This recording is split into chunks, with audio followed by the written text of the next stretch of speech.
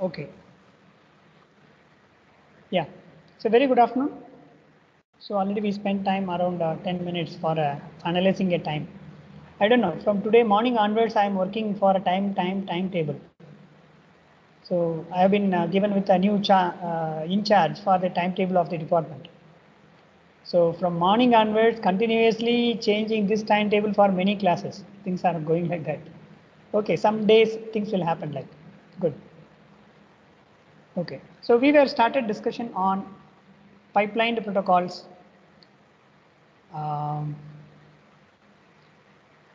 So we are in the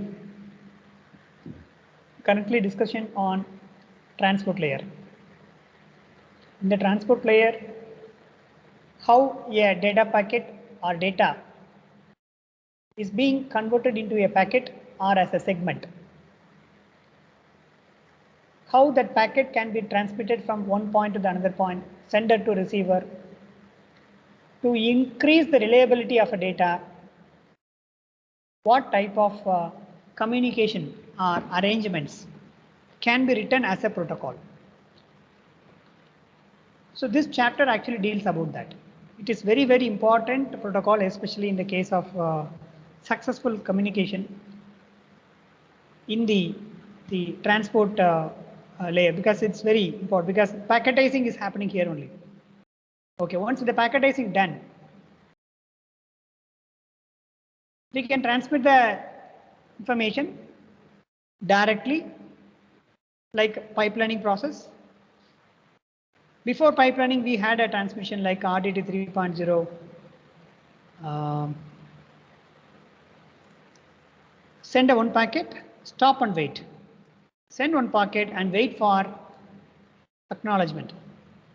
Then you send another packet. So if we go like this, the utility factor is very less. To increase the utility factor by factor n, what to do? Go for a parallelism. It's not a parallelism, it is like in a, instead of sending one by one, send as a group by group. That's all. Logic is this much. Here one packet has been transmitted and get acknowledgement, then send another packet. Instead, send group as a group. 3 packets, get the acknowledgement, then send another 3 packets like group by group. So if we go like this, we can increase the factor. For example, as per the discussion which we see here, 3 packets is being sent consecutively without receiving the acknowledgement from the sender. So that's the meaning. So the pipelining,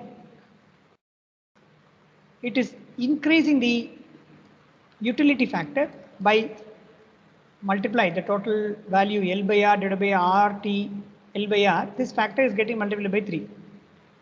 It is nothing but we are sending a 3 packets consecutively.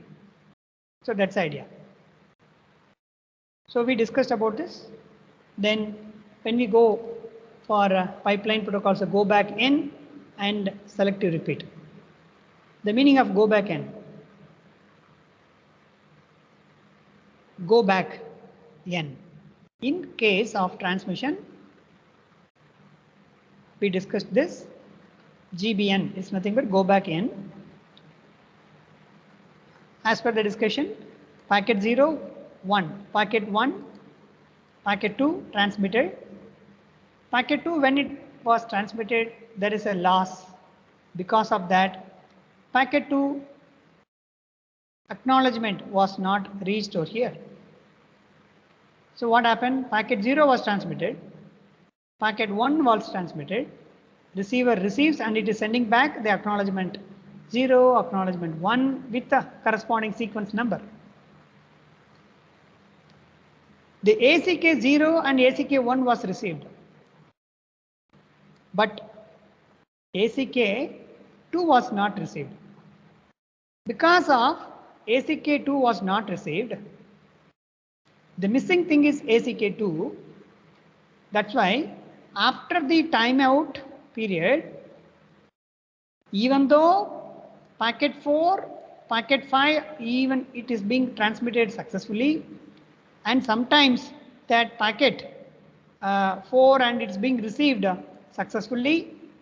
Acknowledgement also might have received successfully, but still it is going to send the same information once again. So that's the,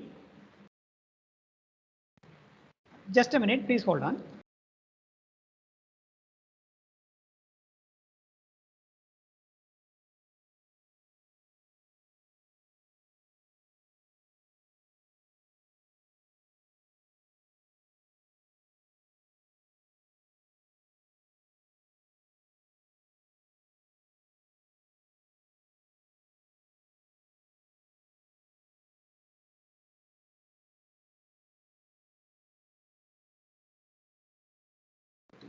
Okay.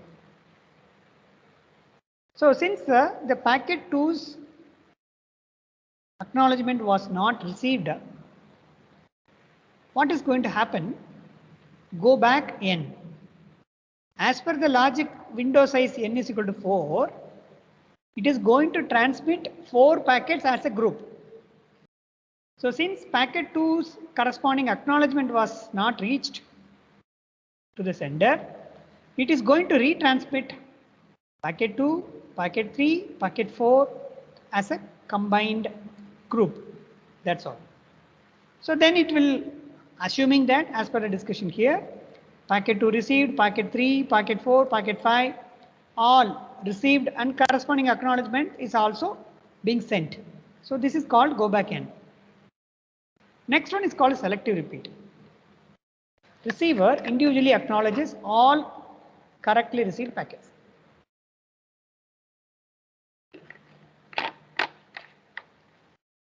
Buffers packets as needed for eventual in-order deliver to upper layer. There are some buffering operations will be performed. Sender only resends the packet for which acknowledgement not received. So for individual packet reception in a selective repeat, it will send a acknowledgement individually, that because each packet has to send the acknowledgement back. But the sender will retransmit only for the packet which is missed. Not like in the earlier case of go back n as a group. So it will retransmit the packet only for the missed acknowledgements. So the consecutive sequence number, based on that, the sequence number, it is going to identify which particular sequence packet is missed. That's called packet ID. The selective repeat, here also the same. The sender base is the window size, no? The window size is n, assume. The yellow colored sent, not yet acknowledged. Green colored, already acknowledged.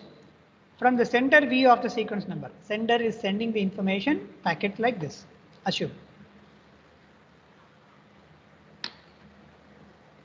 From the receiver view of the sequence, at the receiver, in a receiver base, out of order, buffered but already acknowledged. The meaning of this is that out of order, here it actually talks about the buffering. It is going to keep the captured packets in a buffer, but which is already acknowledged. Acknowledgement has been sent. So, but the packet has been received at a receiver successfully. That is being registered over there. If that registry, if it is being maintained properly, sometimes at a receiver side, the received packet has some information, meaningful packet information that can be utilized whenever it is needed. Then acceptable within a window. The blue colored, expected, not yet received. This is the not yet received, means there are some pending. It is not reached to the there is a delay. You see here, this much amount of delay is being represented here. Yeah, this is the graphical information about that. Selective repeat. Yeah, sender, receiver. First, I will talk about the concept graphically. From there, we can come to the algorithm. It will be very easy to understand. The concept of selective repeat, hope everyone understood. Packet 0, packet 1, 2. Okay, as per that, 0 transmitted, 1 transmitted, 2 for our discussion. Like that, multiple cases will be there. Packet 2 will be transmitted, but assuming that there is a loss. Because of that loss, packet 0, 1 and packet 2 was not reached, but intermediately packet 3 has been received. After packet 1, after sending acknowledgement 1, the receiver supposed to receive packet 2, but due to loss, packet 2 was not received at a receiver. So this is the concept which is explained here in this location. So out of order, but already is acknowledged. Acknowledged is separated. Expected, not yet received. Some of the packet is expected. Now the gray colored one, no, it is called expected. That expected packet only is this. Packet 2 is expected, but is not reached. Then send packet 3. Then it is received successfully. Acknowledgement 0, acknowledgement 1, acknowledgement 3, all 3 has been received. Record acknowledgement 3 arrived. Okay. Since packet 2 was not, the acknowledgement of the packet 2 was not received by the sender. Because of that, send the packet. Only the packet 2 is being transmitted. You just will see, send packet 2, receive packet 2, deliver packet 2,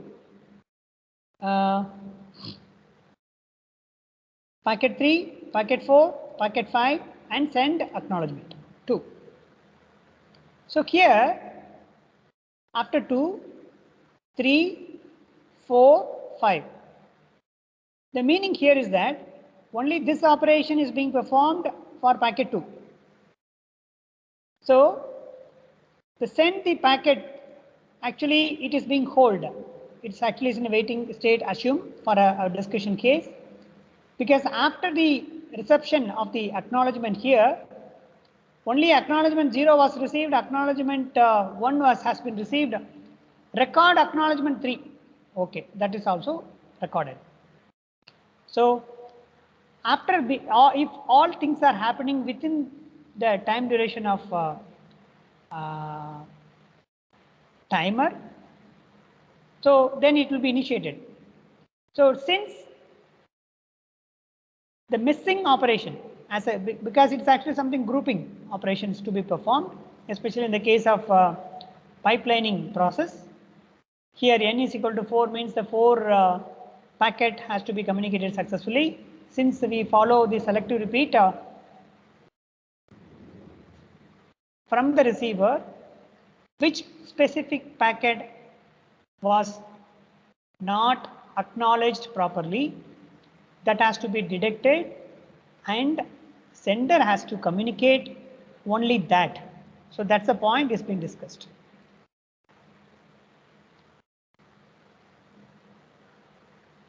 Okay. Now, you see here, one example is given for a sequence 0, 1, 2, 3, window size 3. Sequence 0, sequence 1, 2, 3 for a window 3.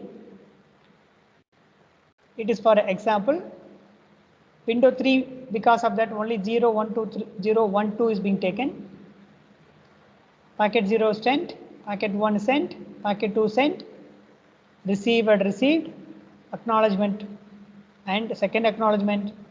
By this time, receiver window after the reception 123, 123, here 301 will accept the packet with the sequence number 0. So since the 3 packet size is there, no?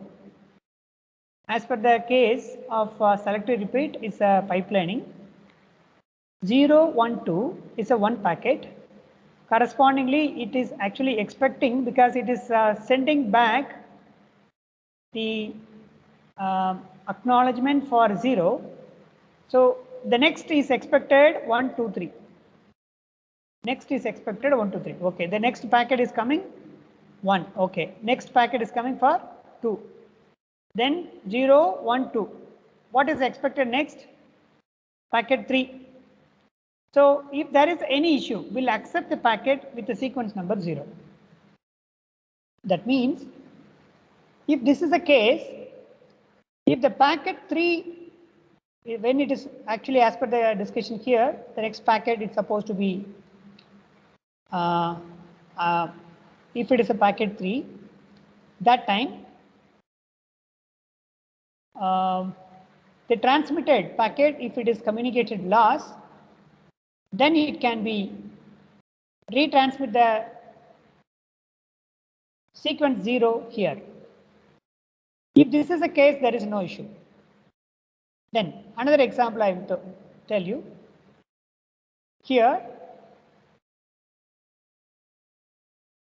the receiver cannot send the sender side. This is the general case, something very wrong. And 0, 1, 2, this is the confusion issues.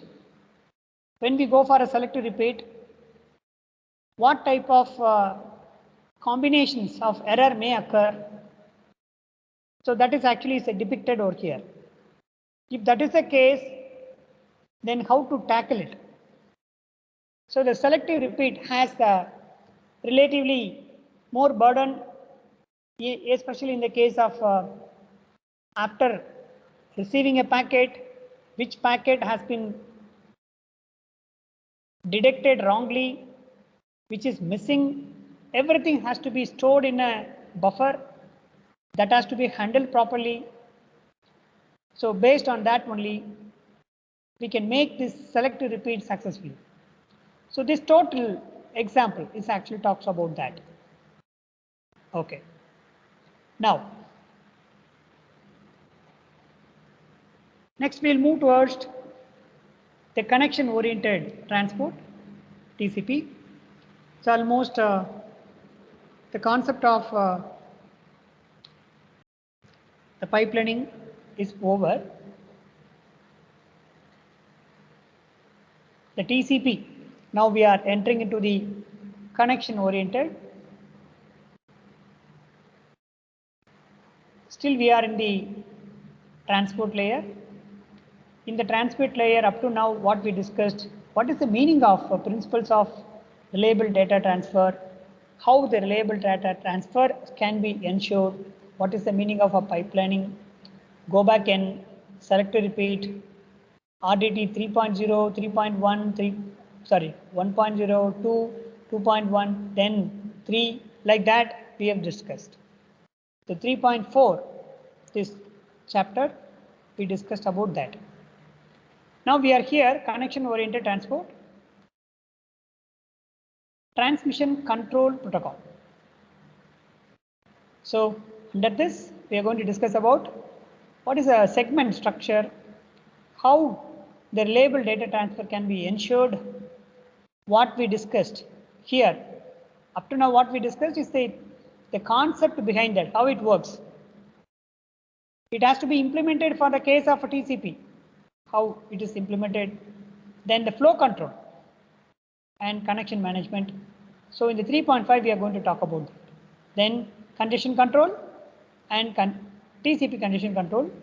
What is the meaning of the theory behind the condition control in 3.6, and 3.7 we will talk about the TCP condition control.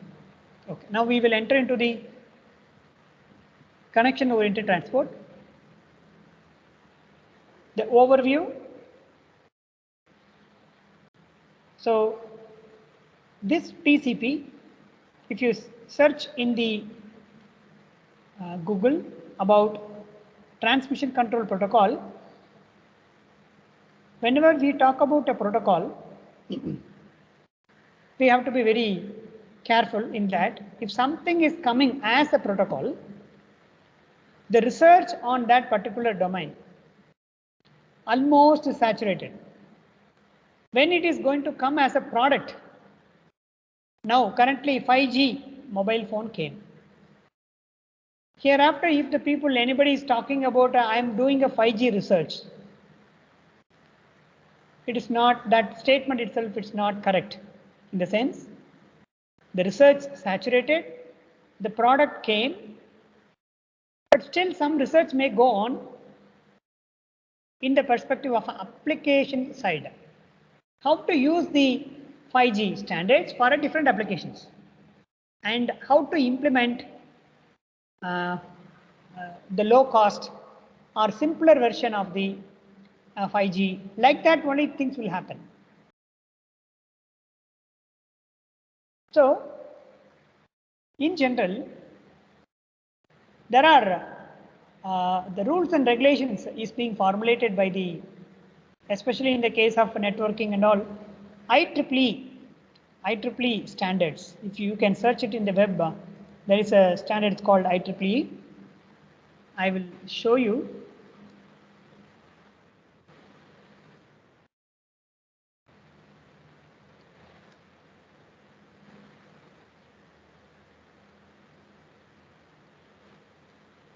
If you click this IEEE standards, here you can see what are the standards actually the IEEE Institute of Electrical and Electronics Engineers Association. These people are contributing a lot, especially in the electrical engineering and electronics part. Even a computer, lot of societies are there in this. You can go and see how many standards are available. So IEEE Standard Association, what are the different standards? By clicking now, you will get a complete idea about.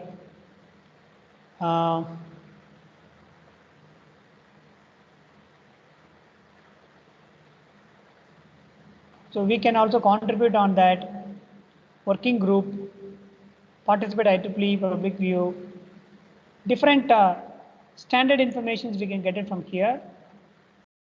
Just a minute, I will show you.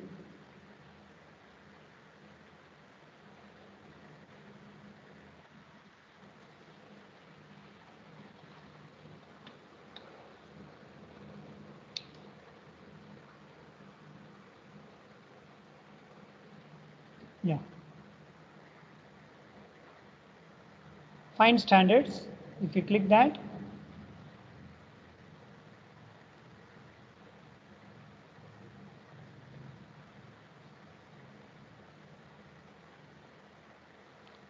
for example, currently you are studying the, now the TCP/IP is a common protocol. Now, what are the, especially for communications, browse standards. You see here, IEEE ISO IEC 802.1 BR. This is a standard. So now we are seeing this standard communications protocol standards, telecommunication information change. One standard, I will click it here. So the international standard for information technology, telecommunication information exchange, local metropolitan area network, specific requirements, the virtual bridged local area network, bridged port extension. So this is a theory and working people, what they have worked and who are all the members have worked on this to make as a standard. Why I am saying is that These standards, like if you go here, IEEE 802.LMSC status update, 9th September 2021. So 802 point standards, 802.11, 802 general information. What all the standards is being published, everything you can see here. Higher layer LAN, for example, if I click here, this is the wireless LAN working group. Currently, all our Wi-Fi standards are coming from here. 802.11 wireless local area networks. So an electronic IEEE 802.1 session, conference sessions, and what is the current rectification. If there is any release has come, it will be updated over here. Why I'm saying is that if you go and see the release of the technical article, just a minute, I wish to open any one standard, then you will get an idea.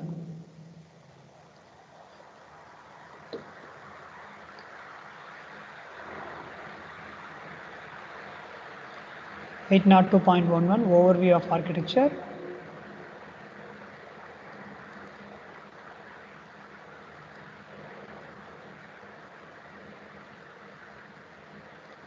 So the standard local metropolitan area network, if you click this, all these document is accessible only if you connect through VPN. It is possible to access. So since our university has the licensed version of accessing all these standards, we can access that. From the outside, we cannot get it. If you go and see here inside, just I am showing to you, all of you, local MAC address, universal address, what modifications they have made with the existing earlier thing. It was with something which they have striked out. This may be the new release. In the old release, how it was, that is being eliminated with a new addition. Something you can see there. So like that, the structure of the local address plan, you see. The detailed information about that standard you can see here. This is your benchmark information about that particular standard. Not only for any, especially for any wireless standards, the IEEE is the pioneer for this particular area. Even all manufacturers of chip industries, especially for a wireless communication, wired communication, whatever it may be. These IEEE people, they are releasing some standards. That standard is being emphasized to follow by the manufacturers. All over the world, irrespective of any of the companies, if somebody wants to create some chipset or any functional ICs, they have to follow this particular protocols. These standards is actually acting as the benchmark for them. Everybody will follow with the same standard. For example, like in a 2-pin socket, 3-pin socket, the dimension of the 2-pin socket and 3-pin socket itself is a standard. When we go and purchase a 2-pin socket in an electrical shop, they used to give a 2-pin socket. All over the India, especially in the Indian scenario, the type of the dimension of the 2-pin socket, 3-pin socket, 5-pin, especially 5 amps, 15 amps, 32 amps, and different. All will have the same dimension and template. So, because the manufacturers, they follow standards. So that is the advantage of this, the standards, why we need to follow. Why I am saying all this point is here, because of this.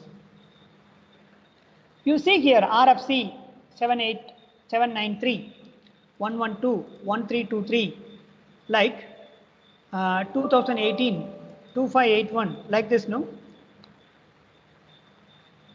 These are that particular release on that particular time they have made it. on the protocol which was initially launched. From there will be additions, there will be deletions from the base TCP protocol. So from the fundamental TCP protocol, when it is being launched initially, when the computer network came that time, from then onwards, how it is progressing, we can see that. So for that, we need to have a understanding, clear understanding. With that perception, when you see, you can get a track of that. So that's the reason why that number is being given here. Okay, that's all. Here in the TCP overview, the point-to-point, reliable and pipelined, full duplex, connection-oriented and flow control. One sender, one receiver, point-to-point. Reliable in order, byte stream, no message boundaries, continuously we can send. Pipeline, TCP congestion and flow control set window size. The flow control can be maintained by properly adjusting the window size, capital N, which we discussed earlier. Full duplex, bidirectional data flow in the same connection, MSS. I will talk about that, MSS. Maximum segment size, MSS means. Maximum segment size, how it is going to decide. What is the maximum one segment? It can carry some amount of data. How? All these things we are going to discuss about. So that can be discussed in the forthcoming class. This is the outline about the overview of a TCP. Connection oriented, what is the meaning of handshaking, and flow control. So this is TCP segment, TCP sequence number, acknowledging and how it happens, round trip RTT, and estimating a time. Yes, sending, reception, acknowledgement. Already we know with that understanding only. The principles of reliable transfer, it's a theory. It is implemented in the protocol of a TCP. That's only we are going to discuss about, which already we have studied. Yes. So these are all things which we are going to discuss in the next class. Okay. We will discuss about that next session. So with this, I will conclude for today's session.